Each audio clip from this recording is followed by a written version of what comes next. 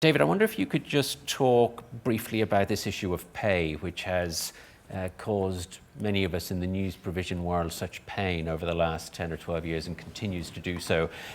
As somebody who has 4 years of evidence, is there any sense that the appetite to pay is becoming any greater or not? I think the answer to that is no. I knew that was the answer, but I just needed confirmation. But we need to be a little bit careful. We changed the question a little bit from year to year on pays. So the figures the top line figures are not 100% reliable year on year.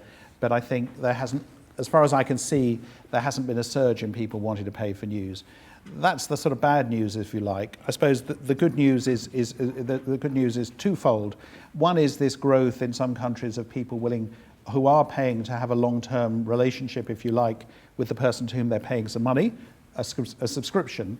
And there are some countries in our report, Finland, Germany, and Japan are three, where there is a tradition of people having a subscription to their print newspaper, having it delivered to their home, and that seems to some extent to carry through to a willingness to have an ongoing kind of subscription digitally. The other side, the other sort of optimistic thing is, I think, looking at sort of overall figures of how many people are paying for news is a way to make yourself a bit gloomy. But what is clear is that there are people who are making money out of people who will pay for news, but you have to have something that's really worth paying for. And the difficult area, I suppose, is what you might call general news. It seems to be easier to persuade people to pay for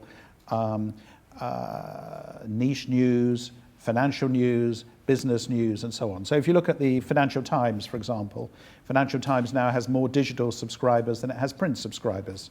Now, that's a particular kind of product, but it does look, and if you look similarly in Japan at the Nikkei, which is a sort of FT equivalent, they're doing very well with pay. So there are some forms of news which it's easy to get people to pay for.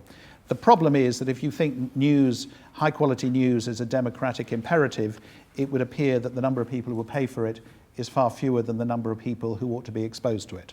And so that leads to questions about business models and public intervention in the market alongside payment models.